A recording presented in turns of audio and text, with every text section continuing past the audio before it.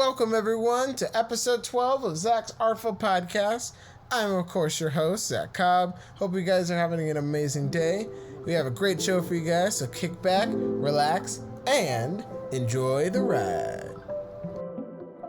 I wake up every night thinking of us, hoping we might be able to make. Hello, everybody. Welcome back to the first new episode in 2023. That's right, we're starting off strong with our first special guest here, the wonderful, beautiful, talented Miss Mirue. How are you doing today? Hi, it's nice to be here. I'm doing good. Good. How has your winter break been? It's been all right. It's been a wonderful relaxation time, and I've had time to do a lot of side quests, so... Okay, I see you. Yeah, so you are a musician. So what got you interested in doing music? It's actually my siblings. So, like, growing up, my siblings would make, like, music and songs and stuff. And so I've always found that, like, really cool. So I was like, man, I want to do that. Okay. So that's how I got interested into it. Nice. Do you have any influences that you listen to, or do you just kind of do your own thing? One of my biggest influences, I would say, is female rappers like Nicki Minaj, Megan Thee Stallion, and Doja Cat. Okay, honestly. Yes. Did you initially do you have a specific creative process when it comes to your music, or do you just kind of go with the flow? Most of the time, I go with the flow, honestly. Like, I usually start with the beat first, and then I write the lyrics. So that's kind of like how I go with the flow. If that makes sense. Nice. So I know that we both have a mutual friend of ours, RJ. So I was kind of curious, how did you how do you know him? I actually went to school with him. So I went to middle school with him.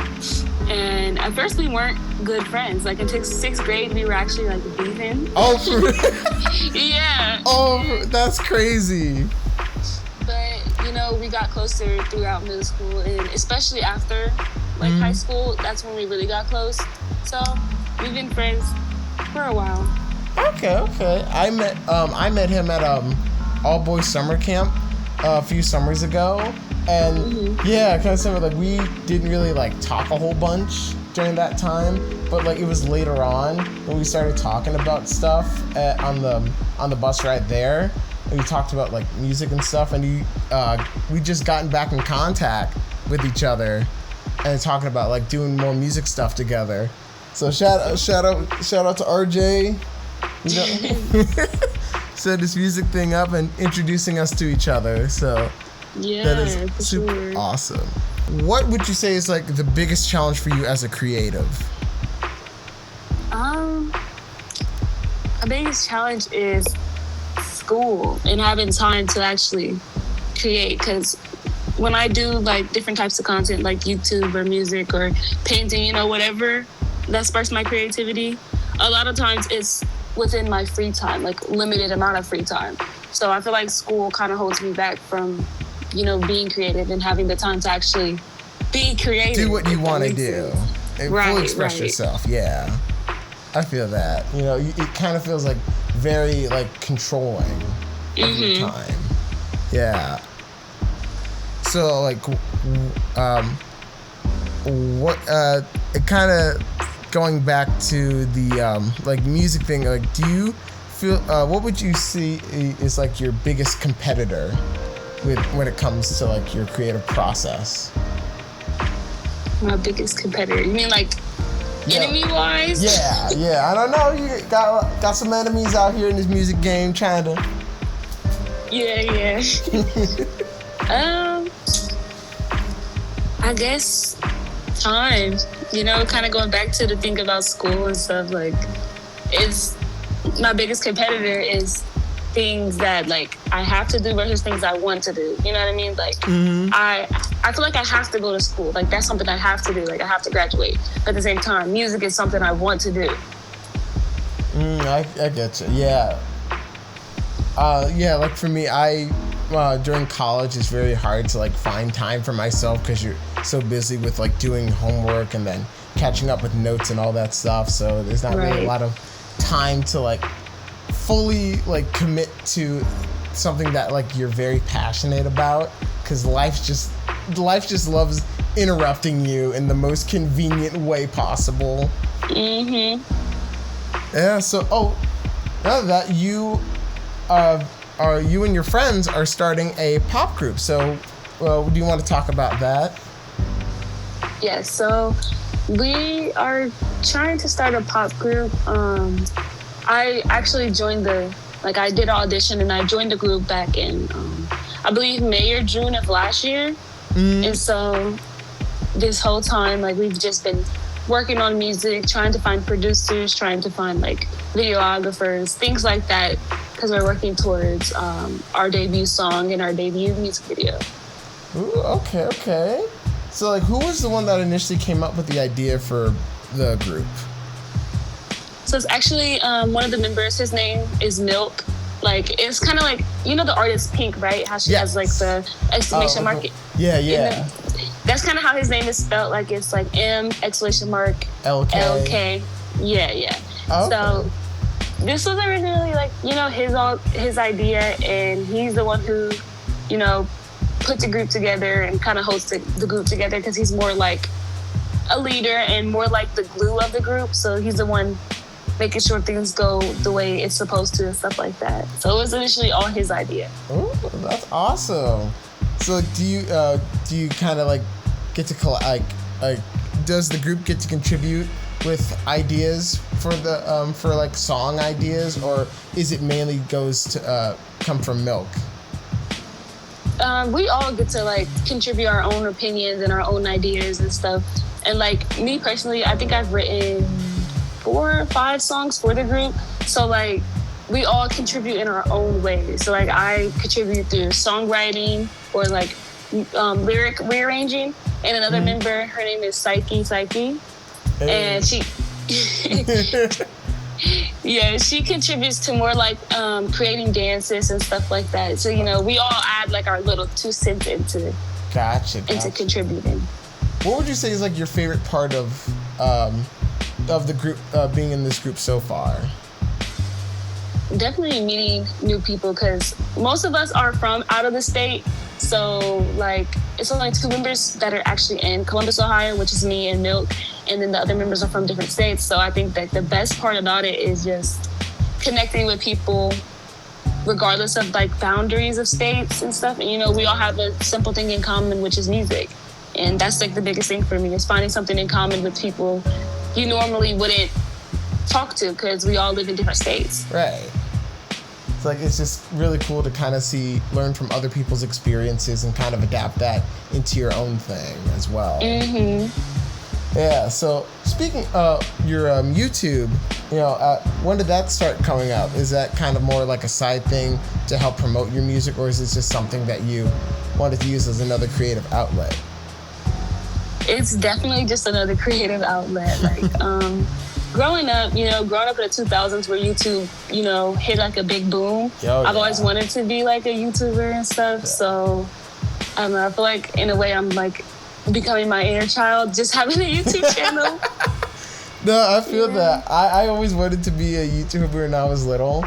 Like, I used to, in elementary school when like Annoying Orange was like super big. Oh god. I know. I was one of those kids that said like "Hey Apple" all the time in my class. I used to sneak out of aftercare to go down to the library and watch the latest episodes every day. Oh god. I was like, I want to do that. I wanted to do that for so long.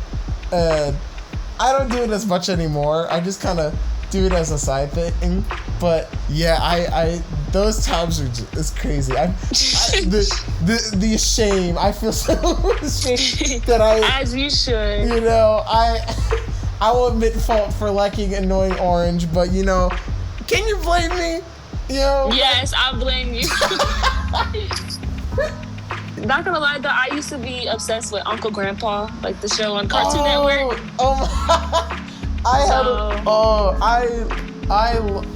I had a friend at school, at my old high school. We used to like walk, like we didn't really even like talk like that or anything. But like whenever we'd see each other, we would just go, "Good morning," and just walk on. I don't know why we just started doing that. Like, it's just, we had this like sync moment with each other. Just like immediately just thought of Uncle Grandpa. That's crazy. That show was an acid trip. Bro, for real. You can look at, who all were obsessed with those type of shows and then see where they are now, and it all makes sense, man. Right? It all leads back to now, Well, speaking of expression, that you have also been working on your fashion projects with jewelry. So, what made you want to start that business? I have always, my family has always been entrepreneurs, business owners. So that's always been something that's been put into my head as a kid, owning your own business, making your own money. The way we don't have to work for anybody. So I feel like that just came naturally. And so, yeah, my business, it's just, right now it's more of a side hustle type of thing, as I'm finishing off my last full semester in college. So, I'm just gaining new experiences, making money on the side and stuff. There you go. And I actually have another Vintage event coming up on February 11th. So, ooh, okay, that's exciting. That's awesome. Looking forward to seeing what you create. Thank you. So, what would you? What was the hardest experience that you had to go through as a creative? Honestly, the financial aspect, what's that word? Putting in money into what I want to do. Investing, because that's the hardest part. Because in the beginning, you just invest in your money. You don't know if you're going to get your money back. You don't know if it's going to be worth your while. Mm-hmm. And this goes for anything, business, music, literally anything you do. Because it's with music, you have to invest time and money into it, for studio, for equipment, for whatever it may be. And you're not even sure if your song's going to blow up. You could get two listens on SoundCloud, and, you put $400 worth of time and quality and money into it. Yeah. Right. Yeah, it's all about the long game, getting into the music thing. It's a full time, it's a big time thing. You got to put your all into it. It may not happen right now. It happens to others, some not. It's all about waiting. Right. Yeah. So, do you normally get nervous before performing? I've actually only performed once. So I'm not a big of a performer, and I'm trying to get out of that because I do have anxiety. So that's one of the reasons why I don't really perform. The last time I performed was in middle school, so I'm definitely working on trying to get out that show. That's fair. I feel it.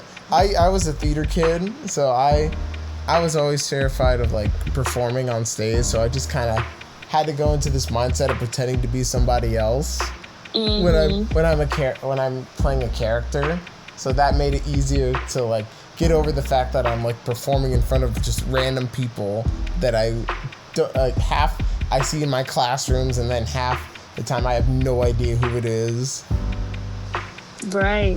And I used to do theater in high school too, so I feel like acting is way more easier than music performing, in my opinion, just because acting, you get to choose who you get to be. You get to be you get to immerse yourself in a role, whereas performing the music, you more so have to engage with the crowd and just make sure people are vibing with the stuff you're doing. Yeah. What shows did you do? I actually did the 12th night in middle school, so Shakespeare's the 12th night. Oh, yeah.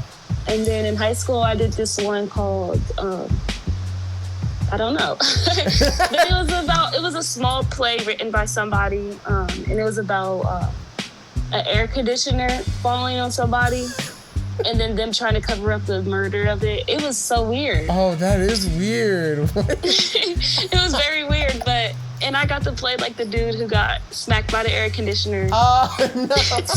Yeah, so I died in like the first, 2 minutes of the show. You already knocked out by the first act. That's crazy. Literally. Right. I got to be an old man in one of our musicals. Like Ooh, like, a musical. Yeah, it was so much fun. I was like an old man that was confused for another old man. He was originally an Indian character, but we didn't have someone who was Indian at our school, so I was the next. We substituted out for like an American stereotype. So I got to talk with a Southern accent and say USA, USA in the chant every day. I got rounds of laughter every night, and my theater teacher gave me like a yes, which is like a thumbs up approval, and whenever we do rehearsals. So I felt pretty proud of that night, and it is still like top. From my theater friends, they said like that's like top 5 moments from our group's performances. So I feel pretty proud of adding to that theater legacy. That's dope. I loved it. It was so much fun. I enjoyed theater. Did you ever have like a dream role that you wanted to do? I wanted to be, this was definitely a long stretch, but I wanted to be Zuri on Jessie. But I feel like a lot of like little black girls, kind of thought the same, just because like, I know growing up in 2000, that was my first time seeing like someone around the same age as me and being a black girl and being like one of the main characters on a show. So like Sky Jackson is like one of my icons for real when it comes to like acting and theater. I just love her.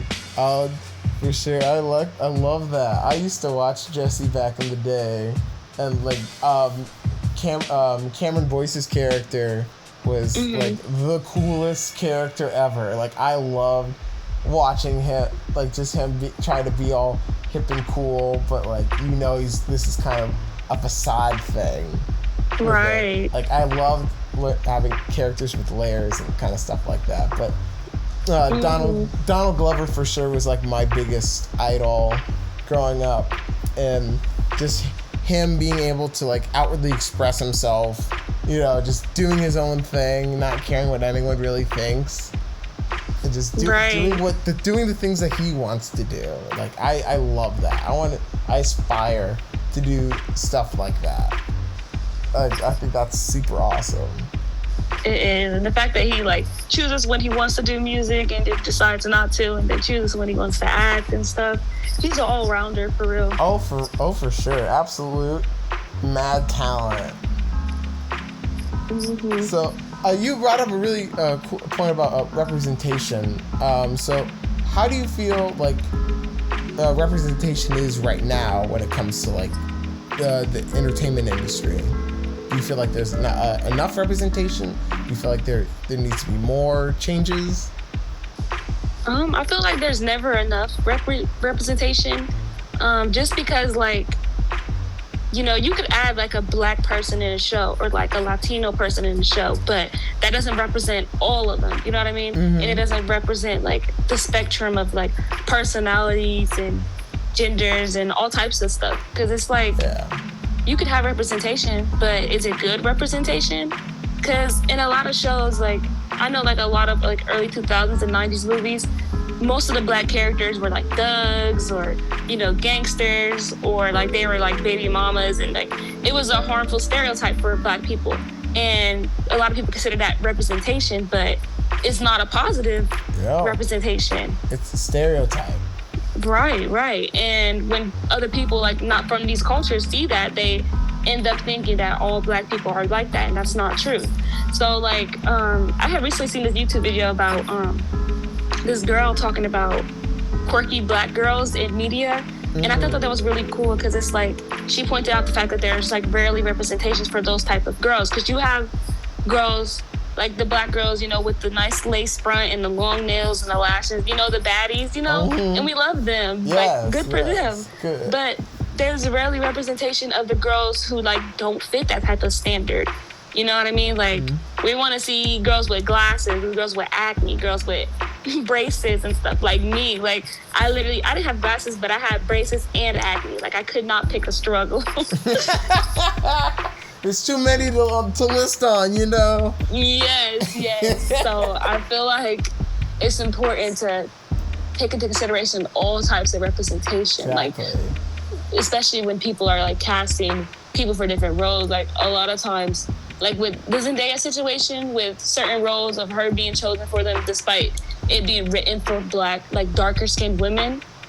And, you know, she's a mixed girl. So like, she doesn't really like fit the standard of what the role is supposed to be.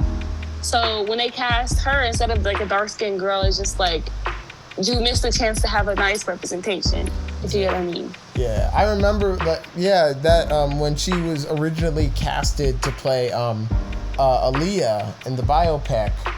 Yeah, and then that was like a whole outrage about that. And yeah, it's very weird to see, feel like for every one step forward in any sort of representation, like we take steps back because a lot of people don't feel threatened with change, and people don't like change. Like it makes them feel uncomfortable about it. Like I was for the Little Mermaid situation, for example. Like, people are upset about that. Like, well, first of all, mermaids don't exist. So, and there are plenty of people saying, oh, you know, they'll do stories based on you know African stories that have been untold. Woman King recently. I don't hear anybody talking about that. That's a story that's based on stories from Africa. Barely anybody's talking about it. Yes, people can relate to characters that don't necessarily always have to look like them, but representation doesn't always have to mean, you know, like being safe. Right. And I seen like a lot of that type of conversation happen with Encanto, like the main girl Mirabel.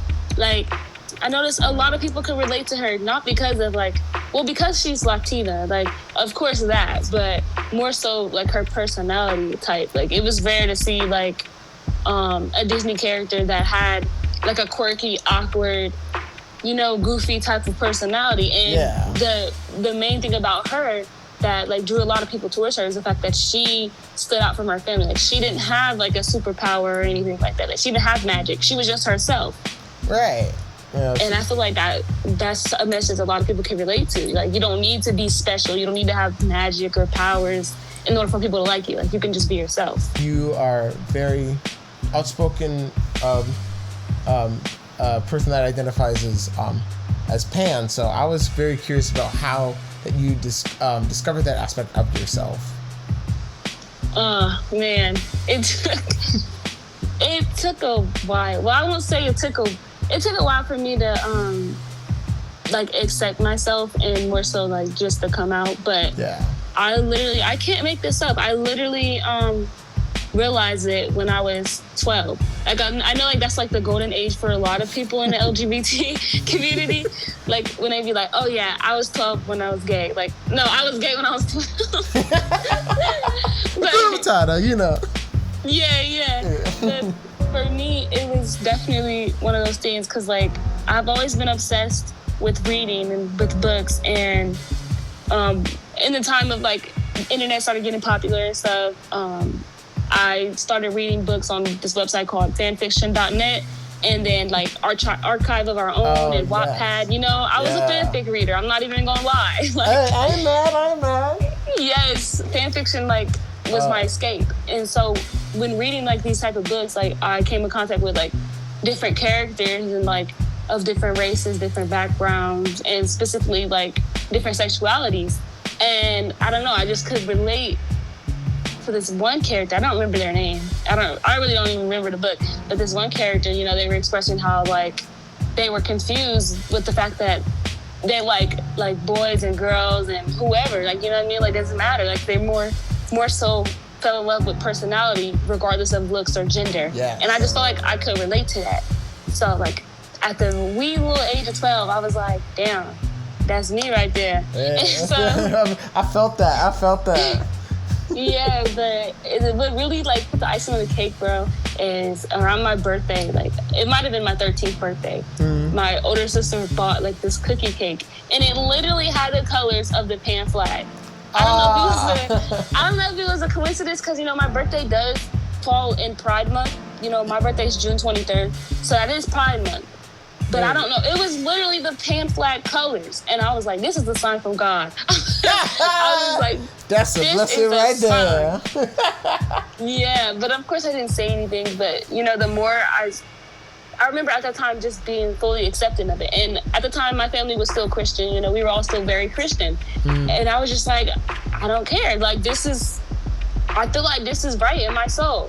And realistically, we could have a whole conversation about religion because realistically, God is supposed to love anybody for, however, God loves sinners. A man can murder somebody and be like, God, forgive me, and God will forgive them, as said in the Bible. So it's like, why is it such a big sin to love somebody? You know what I mean? But people love to twist things in their own way to benefit their own narrative.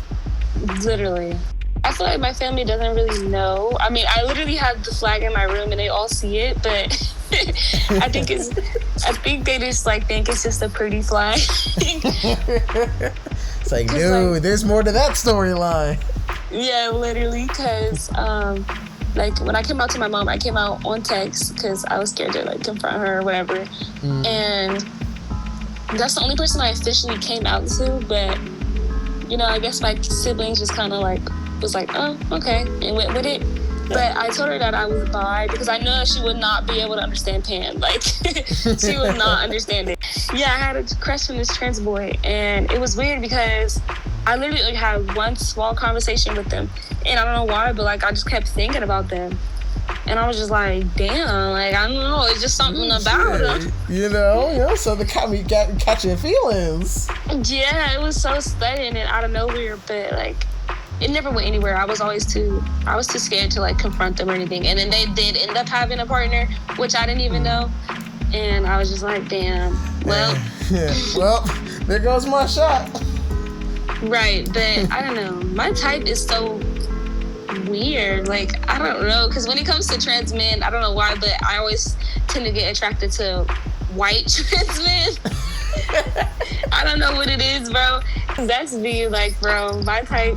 I don't have a type because it changes all the time just because personality. Yeah. You could be the sexiest motherfucker in the room, but you do one thing that rubs me the wrong way and I'm immediately unattracted. Literally, I literally, it disgusts me. That's why I'm I don't like men. I really don't like men recently because they just did a lot of that disgusts me. Mm-hmm. But I mean, I can see a handsome man and be like, damn, he's handsome, but I won't feel attracted to him just because. Right. Ew. Men, ugh. Literally. Muscles. Now, that's really just for, cisgender straight men because I would date a gay guy. Well, bi, actually. Not gay. But, you know what I'm saying? I would date a femboy. I don't have no preferences at all.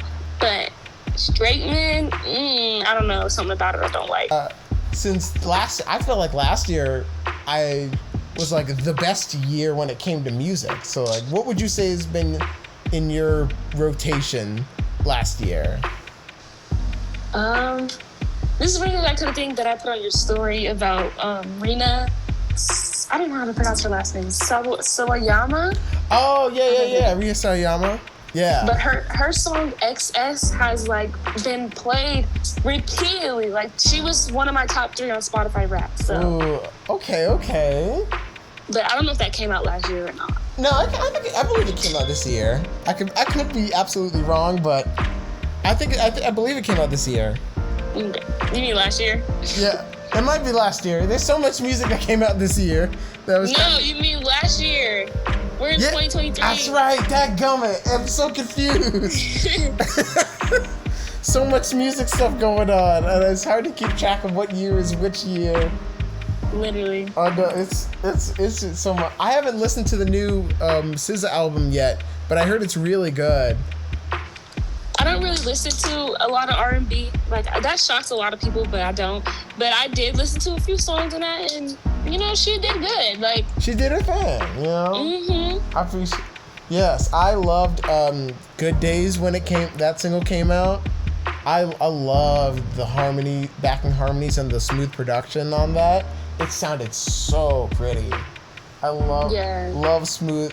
I grew up on R&B. My grandparents raised me in Motown stuff with Stevie Wonder, Temptations, all that old school stuff. So wow. Yeah, I was Stevie Wonder was been on my repeat when I was little all the time. Songs in the Key of Life was like my album, my album I always go to, that like I will always fall in love with. It's a no skip album, so good. Yeah, so like I just became in love with music, just learning new genres like pop, hip hop, R&B, more R&B.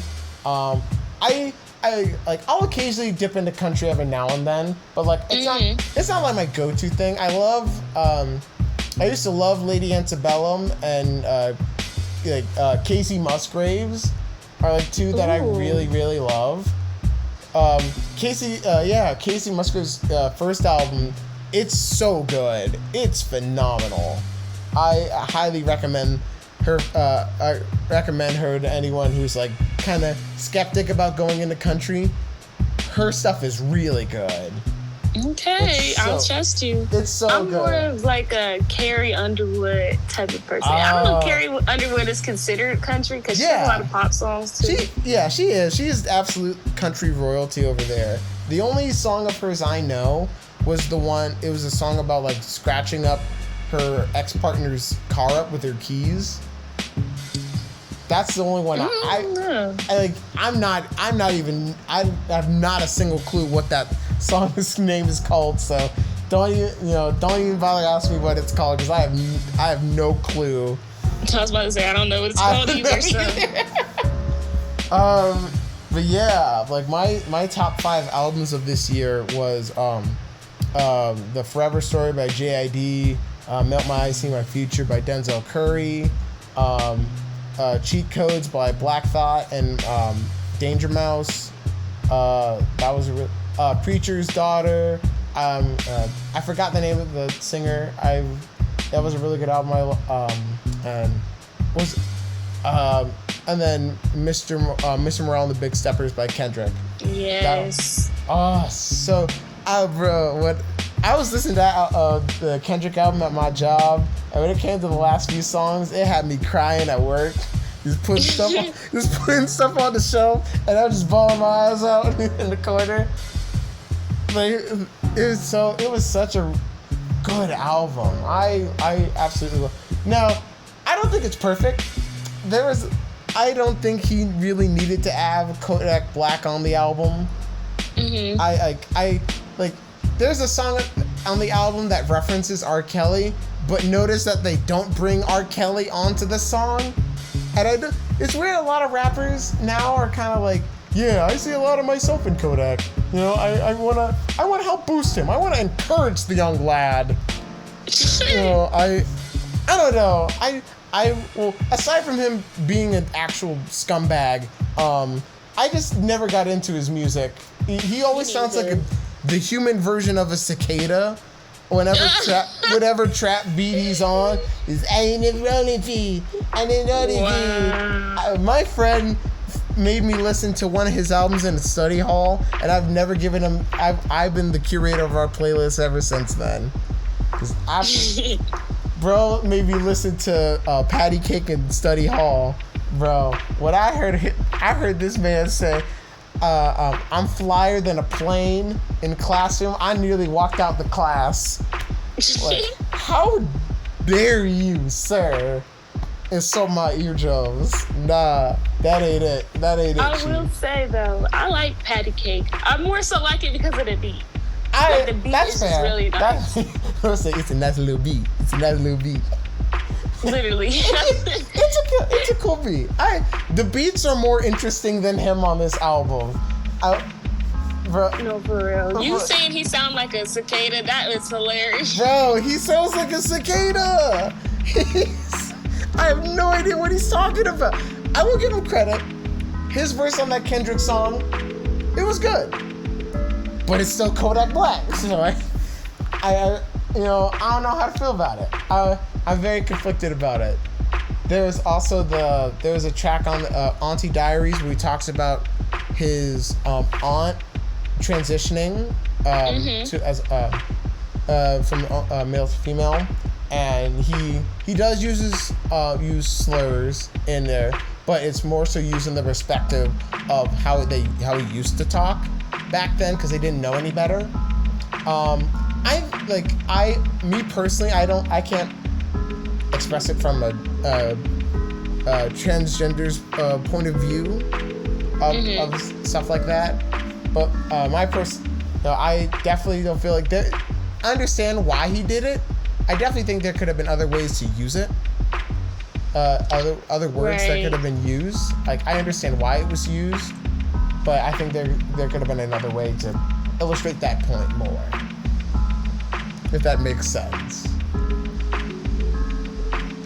Yeah, like literally a lot of people, like I know on TikTok for sure, a lot of people were talking about how like he kept, misgendering his aunt. Yeah. And I feel like I get the way he did it, because like in the beginning he was like trying to make it seem like, like at first his aunt, was did she change?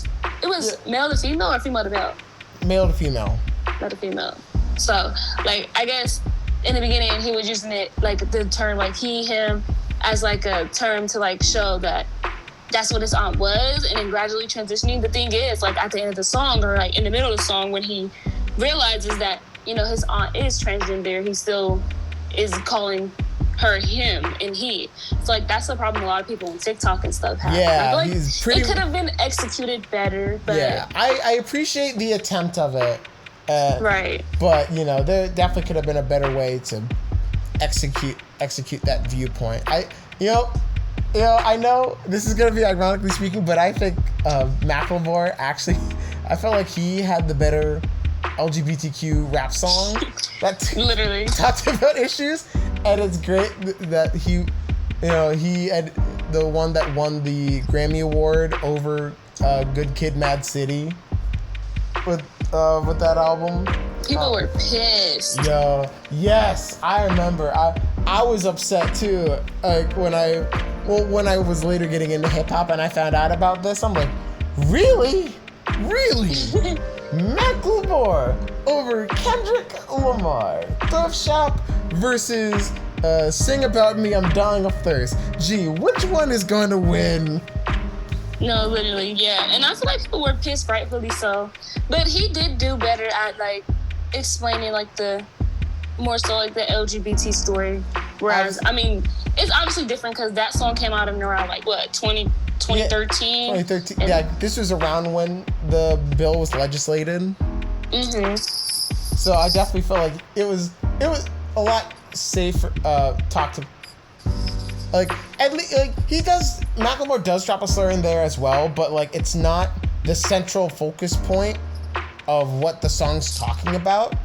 It's overall talking about needing to coming to understanding and of everybody and everyone's struggles and fighting to be treated as equals, right? And not be seen as this like different species of humans when we're all human. For sure. Man, I didn't think this episode was gonna get this deep. I was just talking about music, and then we're just.